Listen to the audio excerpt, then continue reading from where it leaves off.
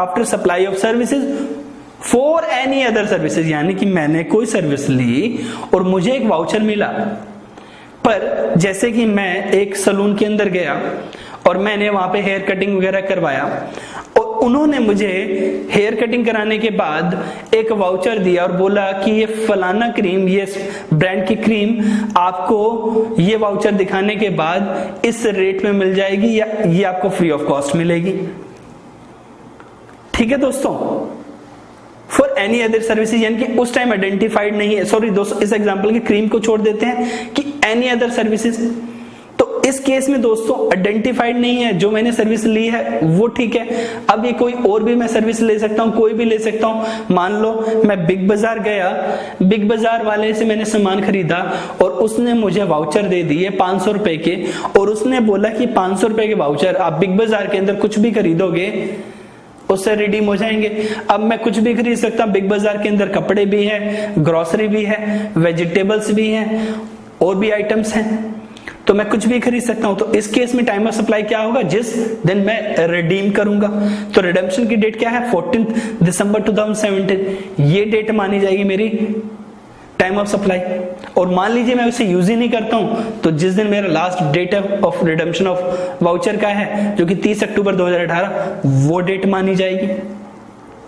Fourth case दोस्तों, gift voucher मिल गए मुझे 1500 के, जिसकी वैलिडिटी है 6 महीने की। अब इसमें मैंने फर्स्ट कोई सर्विस डिलीवरी तो ली नहीं। Issue of invoice voucher date क्या है, 1 नवंबर। रिडेम्पशन ऑफ वाउचर कब का है, 25 दिसंबर का। और इसकी एक्सपायरी डेट कब की है, 31 मार्च की।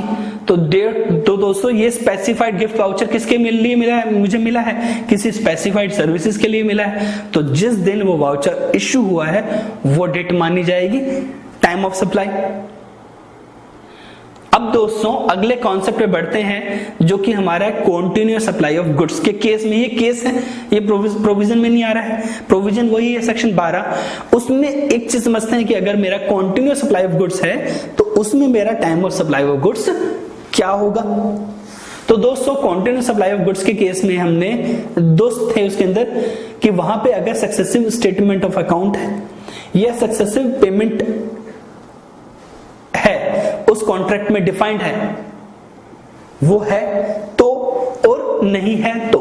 अगर वो डिफाइंड है, लिखा हुआ है कि कब कब स्टेटमेंट इशू करना है उस कंटिन्यूअस सप्लाई ऑफ गुड्स के लिए, या कब कब आपके पीरियोडिसिटी में पेमेंट मिलेगा, वो हमारे लिए टाइम ऑफ सप्लाई बनेगा। क्या, the date of expiry of the period for which such successive statement of account और सक्सेसिव पेमेंट मेड, तो वो डेट मानी जाएगी जो एग्रीमेंट में लिखी होगी पेमेंट के लिए, स्टेटमेंट ऑफ अकाउंट के लिए। दूसरा केस, अगर एग्रीमेंट के अंदर नहीं लिखा हुआ है ना तो अकाउंट का, स्टेटमेंट ऑफ अकाउंट का, ना ही पेमेंट का कि कब मिलेगी, तो इस केस में दोस्तों टाइम ऑफ सप्लाई माना जाएगा विच एवर इज अर्लियर, जिस डेट को इनवॉइस इशू होगा या एनी अदर डॉक्यूमेंट, और date of receipt of payment, जो इनमें से अर्लिएस्ट होगा वो हमारा होगा time of supply of goods in case of continuous supply.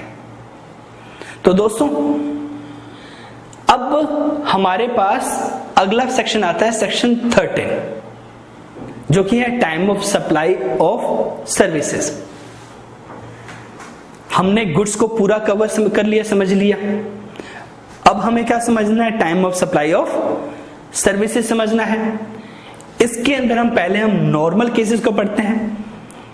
अब क्या कहता है कि सेक्शन 13 बोलता है, liability to pay CGST SGST on services shall arise at the time of supply of services shall be earliest of the following date. Normal supply के case में 3 date, फिर ये पूछता है कि इसमें से जो अर्लीस्ट डेट होगी वो माना जाएगा टाइम ऑफ सप्लाई का फॉर सर्विसेज। पहली date of issue of invoice by the supplier, यानी कि इनवॉइस की डेट। दूसरा, last date on which he is required to issue invoice under section 31। Goods के केस में दोस्तों अलग था सेक्शन 31 की डेट यहाँ पे क्या है, invoice shall be issued within 30 days from the date of supply of services, यानी कि सर्विसेज के लिए तो सीधा कह रहा है कि 30 दिन के अंदर इनवॉइस इशू हो जाना चाहिए सर्विसेज देने के बाद, वो होगा सेक्शन 31 की डेट, लास्ट डेट। और थर्ड है date of receipt of payment, यानी कि पेमेंट डेट। इन 3 डेट में से जो पहले डेट होगी वो क्या होगी, time of supply of services. दोस्तों ऊपर जब मैंने पढ़ा सीजीएसटी और एसजीएसटी पढ़ा, आईजीएसटी क्यों नहीं पढ़ा? दोस्तों ऐसा है कि जो सेक्शन 12 और 13 है ये इनलाइन है आईजीएसटी के, तो आईजीएसटी के जो सेक्शन 20 है वो ये बोलता है कि जो यहाँ पे टाइम ऑफ सप्लाई बोला गया है वही आईजीएसटी के लिए माना जाएगा। तो दोस्तों कहीं कंफ्यूज ना होना, जो इस सेक्शन में पढ़ रहा हूं 12-13 वो मेरा इंटरस्टेट हो या इंट्रास्टेट हो, इंट्रास्टेट हो या इंटरस्टेट सप्लाई ऑफ गुड्स और सर्विसेज, दोनों के लिए सेम चीज एप्लीकेबल होगी, ये वहां पे भी सेम लाइन में पढ़े जाएंगे। तो दोस्तों हम नॉर्मल सप्लाई ऑफ सर्विसेज पे थे, तो 3 डेट होगी दोस्तों, इनवॉइस की date, last date under section 31 जो कि 30 दिन ऐड करने के बाद, और तीसरा पेमेंट की डेट, जो भी डेट सबसे पहले होगी वो डेट क्या मानी जाएगी, time of supply of services. अब इसके अंदर हम रिवर्स चार्ज के अंदर time of supply of services क्या मानेंगे, इसके अंदर भी अर्लीस्ट डेट कौन सी, यहाँ पे 2 डेट याद रखनी है, पेमेंट डेट और date immediately 60 days from the date of issue of invoice by the supplier. तो इनवॉइस की डेट के अंदर 60 दिन ऐड कर दीजिए, वो वाली डेट, या पेमेंट डेट जो भी पहले होगी वो क्या होगी, टाइम ऑफ सप्लाई होगी। बैंक के केस में कहता है, एनबीएफसी के केस में कहता है, जो ऊपर 30 दिन वाली बात करी सेक्शन 31 के अंदर, उसके अंदर बैंकिंग और एनबीएफसी को रिलैक्सेशन है कि वो 45 दिन के अंदर इनवॉइस इशू कर सकते हैं। तो अगर आपका नॉर्मल सप्लाई का केस एनबीएफसी या बैंकिंग का है तो उसमें आप 45 दिन कंसीडर कर लीजिएगा 30 की बजाय, तो 30 डेज की बजाय it will considered as a 45 days from as a last date under section 31। अब इसके बाद एक रेजिडुअल प्रोविजन जो बोलता है कि अगर आपको ऊपर वाले प्रोविजन में सप्लाई ऑफ सर्विसेज के लिए, नॉर्मल सप्लाई ऑफ सर्विसेज के लिए आपको जो डेट बताई गई हैं, अगर वो असर्टेन नहीं कर पा रहे हैं तो आपके लिए time of supply for services क्या होगा, the date of entry in the books of recipient is the time of supply. तो वो डेट मान ली जाएगी। अब दोस्तों एग्जाम्पल पे बढ़ते हैं, समझते हैं कि सप्लाई ऑफ सर्विसेज के केस में टाइम ऑफ सप्लाई क्या होगी। 4 कॉलम है दोस्तों, पहला कॉलम है डेट ऑफ सर्विस कंप्लीटेड, दूसरा है इशू ऑफ इनवॉइस, थर्ड है रिसिप्ट ऑफ पेमेंट और लास्ट है ड्यू डेट अंडर सेक्शन 31। तो सर्विस कब कंप्लीट हुई, 15 जुलाई, तो इससे हम डेट निकाल लेते हैं एक सेक्शन 31 की, 30 दिन जोड़ के। हम ये बैंकिंग एनबीएफसी वाला नहीं ले रहे हैं, नॉर्मल वाला ले रहे हैं, अदर देन बैंकिंग एनबीएफसी वाला ले रहे हैं। तो 14 अगस्त मेरा सेक्शन 31 की डेट आ गई। ओके, उसके बाद इनवॉइस की डेट क्या है, 15 जुलाई, और पेमेंट कब रिसीव हुई है, 30 अगस्त। तो 3 डेट मेरे लिए, इनवॉइस की डेट 15 जुलाई, 30 अगस्त और 14 अगस्त। अर्लीस्ट डेट क्या है दोस्तों, 15 जुलाई। तो 15 जुलाई मेरे लिए क्या हो गया दोस्तों, टाइम ऑफ सप्लाई। दूसरा दोस्तों केस, सर्विस कब कंप्लीट हुई है, 1 जुलाई, 30 दिन जोड़ लीजिए, 31 जुलाई मेरे लिए सेक्शन 31 की डेट निकल के आ गई। इनवॉइस की डेट कब की है दोस्तों, 14 अगस्त, और पेमेंट कब रिसीव हुई है, 30 अगस्त। तो 31 जुलाई, 14 अगस्त, 31 अगस्त, अर्लीस्ट डेट सेक्शन 31 की 31 जुलाई, वो मेरे लिए time of supply. Third case दोस्तों, 15 जुलाई को सर्विस कंप्लीट हुई, 30 दिन जोड़िए दोस्तों, 14 अगस्त मेरा 31 सेक्शन 31 का डेट आ गया। इनवॉइस की डेट 15 जुलाई, पेमेंट कब रिसीव हो गया, 10 जुलाई को, इनके पेमेंट एडवांस रिसीव हो गया, तो 10 जुलाई को मुझे टाइम ऑफ सप्लाई बन जाएगा। जीएसटी की लायबिलिटी कब आ जाएगी, 10 जुलाई को आ जाएगी। फोर्थ एग्जांपल में सर्विस की कोई कंप्लीट डेट नहीं है, सर्विस अभी कंप्लीट नहीं हुई है। इनवॉइस कब इशू हुआ है, 15 जुलाई को, पेमेंट कब आ गई है, 10 जुलाई को, और इनवॉइस की ड्यू डेट 15 जुलाई निकाल रखा है, यानी कि यहाँ पे हमारा एडवांस पेमेंट आया है। तो एडवांस के केस में अगर 50% आपको पेमेंट एडवांस आया 10 जुलाई को, तो टाइम ऑफ क्या होगा इसके लिए, टाइम ऑफ सप्लाई 10 जुलाई होगा। और अगर यानी कि 50% टैक्स पेमेंट के लिए हमारी टाइम ऑफ सप्लाई क्या होगी 10 जुलाई, और बाकी 10% एडवांस पेमेंट के लिए हमें देखना होगा इनवॉइस डेट कब की है और ड्यू डेट सेक्शन 31 की क्या है वो निकालना होगा। बट अभी हम इस एग्जांपल में 50% एडवांस की डेट बोल रहे हैं 10 जुलाई।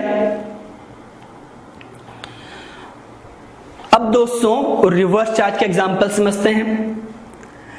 इस केस में सर्विस कब कंप्लीट हुई है 15 जुलाई को, इनवॉइस कब इशू हुआ है 15 जुलाई को, तो 15 जुलाई में दोस्तों 60 दिन ऐड कर दीजिए, 14 सितंबर मेरे रेलिवेंट है, और पेमेंट की डेट दोस्तों क्या है 30 अगस्त, तो 30 अगस्त पेमेंट वाली डेट और 60 दिन ऐड करने के बाद 14 सितंबर, कौन सी अर्लीस्ट डेट है दोस्तों 30 अगस्त is my time of supply in case of RCM for time of supply for services for supply of services. अगला केस सर्विस कब कंप्लीट है 15 जुलाई, इनवॉइस कब इशू हुआ है सप्लायर का 14 अगस्त, 14 अगस्त में 60 दिन जोड़ दीजिए, 14 अक्टूबर मेरे लिए डेट रेलिवेंट है। पेमेंट कब हुई है 30 अक्टूबर को, तो मेरे लिए अर्लीस्ट डेट क्या है 30 अक्टूबर या 14 अक्टूबर 14 अक्टूबर 14 अक्टूबर मेरी क्या होगी टाइम ऑफ सप्लाई होगी। अगला सर्विस कब कंप्लीट हुई है 15 अगस्त, इनवॉइस कब इशू, तो दोस्तों फोर्थ केस क्या है 15 जुलाई कि मेरी सर्विस कंप्लीट डेट है, इनवॉइस कब इशू हुआ है 10 अगस्त को, पेमेंट कब हुई है 1 अगस्त को, तो 60 दिन जोड़िए दोस्तों इनवॉइस डेट से, तो 10 अक्टूबर, तो 1 अगस्त और 10 अक्टूबर कौन सी डेट अर्लीस्ट है दोस्तों 1 अगस्त, तो 1 अगस्त मेरी टाइम ऑफ सप्लाई है। इसके बाद मैंने बताया आपको कॉन्टिन्यूस सप्लाई ऑफ गुड्स, इस तरीके कॉन्टिन्यूस सप्लाई ऑफ सर्विसेज भी है दोस्तों। ये भी एक केस स्टडी को समझ लेते हैं कि इस केस में मेरा टाइम ऑफ सप्लाई क्या होगा। तो दोस्तों कॉन्टिन्यूस सप्लाई ऑफ सर्विसेज दोबारा से रिमाइंड कर लेते हैं क्या होता है, a supply of services which is provided और agreed to be provided continuous on recurrent basis, recurrent basis वाली services under a contract for a period exceeding 90 days यानी कि 3 मंथ्स, यानी कि 3 मंथ्स से ज्यादा की सप्लाई को हम कंटिन्यूस सप्लाई बोलेंगे रिकरेंट बेसिस वाली, with A periodic payment obligation, जिसके अंदर पीरियोडिक पेमेंट की ऑब्लिगेशन हो उसको हम क्या बोलेंगे कंटिन्यूस सप्लाई ऑफ सर्विसेज बोलेंगे। अब इसको दोस्तों इसमें हम टाइम ऑफ सप्लाई को 3 सिनेरियोस में 3 इवेंट में बांटते हैं। पहला इवेंट है due date of payment ascertain from the contract, यानी कि कॉन्ट्रैक्ट के अंदर पेमेंट डेट डिफाइंड है, तो उस केस में डेट ऑफ पेमेंट जो एग्रीमेंट में है या date of receipt of payment जिस दिन पेमेंट मुझे रिसीव होगी उसमें से जो डेट पहले वाली होगी वो मेरी डेट होगी टाइम ऑफ सप्लाई।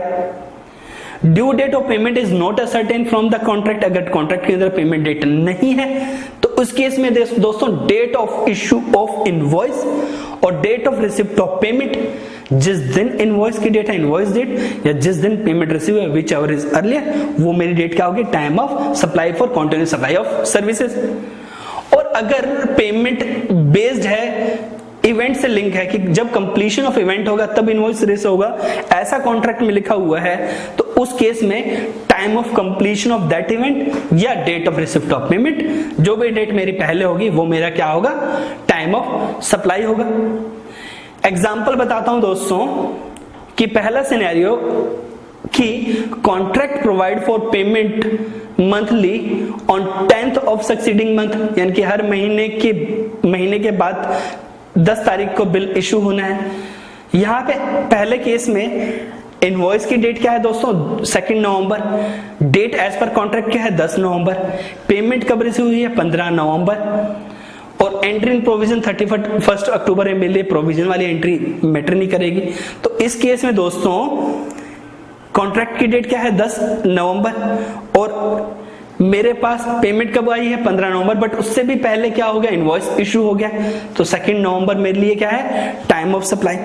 दूसरा केस 17 दिसंबर को इनवॉइस डेट है, कॉन्ट्रैक्ट के हिसाब से 10 अक्टूबर, पेमेंट कब आई है 15 दिसंबर, तो सबसे पहली डेट क्या है कॉन्ट्रैक्ट वाली डेट 10 दिसंबर मेरे लिए time of supply of services है। नेक्स्ट इनवॉइस की डेट है 10 जनवरी 2019, कॉन्ट्रैक्ट की डेट भी 10 जनवरी 2019 है, पेमेंट बट एडवांस में रिसीव होगी 6 जनवरी 2019, तो दोस्तों मेरे लिए क्या डेट होगी अर्लीस्ट 6 नवंबर पेमेंट वाली डेट, तो टाइम ऑफ सप्लाई क्या है 6 जनवरी सॉरी। अगला दोस्तों केस कि अगर मेरा कॉन्ट्रैक्ट क्या है, कंप्लीशन वाला है, कंप्लीशन वाले इवेंट वाला है, जिसमें बोलता है कि recipient to pay within 1 month from the date of completion of services, तो उस केस में इनवॉइस की डेट क्या है दोस्तों, अब 12 नवंबर। डेट एज पर कॉन्ट्रैक्ट यानी कब तक मुझे मेरा इवेंट कब कंप्लीट होगा, 10 नवंबर को। पेमेंट कब रिसीव हुई है, 25 नवंबर को, और entry of provision of services in book 12 नवंबर को है। तो दोस्तों एज पर कॉन्ट्रैक्ट मेरी सर्विस कब कंप्लीट हो जाएगी, 10 नवंबर को मेरे कॉन्ट्रैक्ट मैंने सर्विस कंप्लीट कर दी, तो 10 नवंबर मेरी क्या है, टाइम ऑफ सप्लाई है। दूसरा दोस्तों 24 अप्रैल को इनवॉइस इशू हुआ, कॉन्ट्रैक्ट भी 24 अप्रैल तक मुझे काम कंप्लीट कर देना, मेरा कंप्लीशन इवेंट क्या है 24 अप्रैल। पेमेंट कब आ गई, पहले आ गई 20 अप्रैल को, तो दोस्तों इस केस में मेरा टाइम ऑफ सप्लाई क्या होगा, 20 अप्रैल होगा। अब दोस्तों मैं आपके साथ लास्ट प्रोविजन पे आ रहा हूं, सेक्शन 14 पे। समझिएगा, सिंपल प्रोविजन है। इस सेक्शन 14 के अंदर दोस्तों 6 सिचुएशन है। 6 सिचुएशन के अंदर आपको बताते हैं कि क्या टाइम ऑफ सप्लाई होगा और उस केस में टैक्स रेट कौन सा लगेगा। सेक्शन 14 किस चीज का दोस्तों, बोलता है कि change in rate in respect of supply of goods और सर्विसेज, कि अगर जब आप सप्लाई कर रहे हैं उस बीच में अगर टैक्स का रेट है चेंज हो जाता है, तो उस केस में टाइम ऑफ सप्लाई क्या होगा और क्या रेट उस पर एप्लीकेबल होगा। तो इसको दोस्तों मैंने टेबल में बना दिया है इजी वे में समझने के लिए। वही 6 प्रोविजन से 6 सबसेक्शन उसको हमने टेबल फॉर्म में इजी फॉर्म में समझने के लिए करा है। उसमें भी हमने इसको 2 में बांट दिया। पहली बात कि अगर ये टैक्स रेट चेंज करने से पहले की सप्लाई है या टैक्स रेट चेंज होने के बाद की सप्लाई है। तो दोस्तों हम पहले वाले पे आते हैं, goods services supplied before change in tax. तो गुड्स और सर्विसेज कब सप्लाई हो जा रहे हैं, पहले ही, रेट टैक्स चेंज होने से पहले, यानी कि यहाँ पे सप्लाई सारी बिफोर है। इनवॉइस कब इशू हुआ, पहले केस में आफ्टर। पेमेंट भी कब आई है, आफ्टर में, बाद में रेट टैक्स चेंज होने के बाद। तो टाइम ऑफ सप्लाई दोस्तों क्या होगा, डेट ऑफ इनवॉइस और रिसिप्ट ऑफ पेमेंट, इसमें से जो डेट पहले होगी वो डेट होगी मेरी टाइम ऑफ सप्लाई की। और टैक्स रेट कौन सा लगेगा दोस्तों, टैक्स रेट जो लगेगा इन 3 में से दोस्तों जो एक साइड में आ रहे होंगे, 3 में से 2 इवेंट जो एक साइड में आ रहे होंगे वो वाला टैक्स रेट लगेगा। तो यहाँ पे 2 इवेंट आफ्टर वाले हैं, तो रेट कौन सा लगेगा, आफ्टर वाला यानी कि न्यू वाला। दूसरा केस सप्लाई पहले है, इनवॉइस भी पहले इशू कर दिया गया बट पेमेंट बाद में आई है। तो दोस्तों इस केस में मेरे लिए टाइम ऑफ सप्लाई होगा डेट ऑफ इनवॉइस। उसके बाद आती है रेट की। रेट क्या होगा, जो इवेंट 2 पहले कौन से हैं मेरे, इशू ऑफ इनवॉइस और सप्लाइड, यानी कि मेरा टैक्स रेट कौन सा लगेगा, बिफोर वाला। थर्ड केस दोस्तों सप्लाई बिफोर, इनवॉइस इशू हुआ बाद में बट पेमेंट पहले आ गई, तो यहां पे मेरा टाइम ऑफ सप्लाई क्या होगा, date of receipt of payment.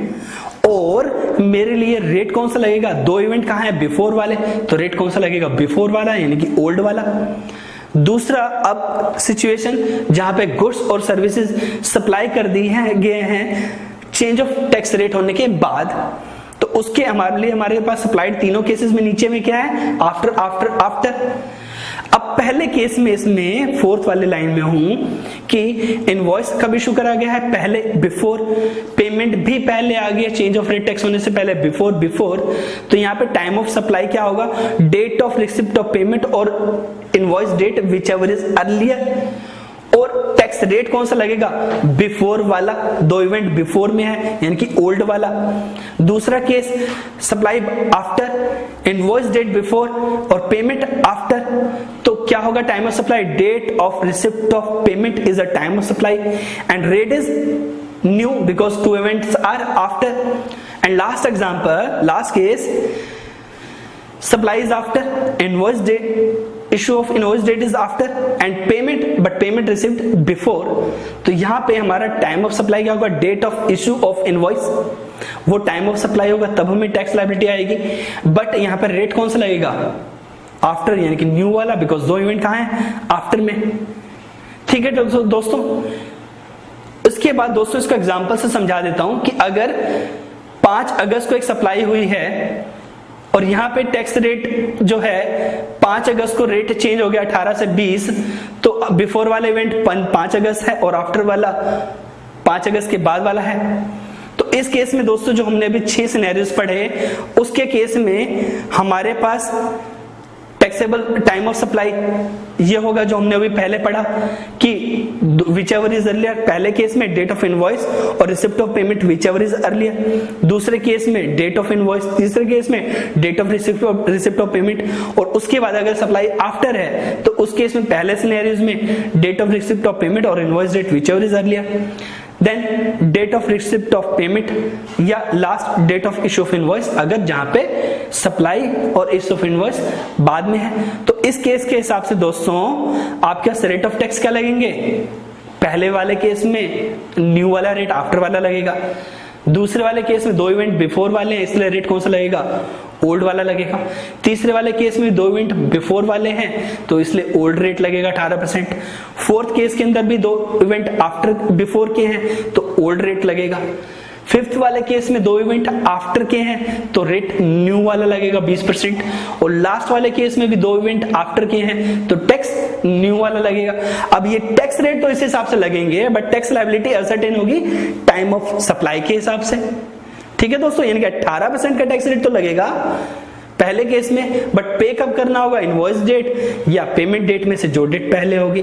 दूसरे केस में 18% टैक्स रेट तो लगेगा बट कब से टैक्स लायबिलिटी अराइज होगी, डेट ऑफ इनवॉइस से। तो ये दोस्तों हमारा सेक्शन 14 था। तो दोस्तों ये हमारा time of supply chapter complete हो गया है। अब हम दोस्तों नेक्स्ट चैप्टर पे हम बढ़ेंगे जो कि है valuation of supply for goods and services. तो दोस्तों थैंक यू वेरी मच।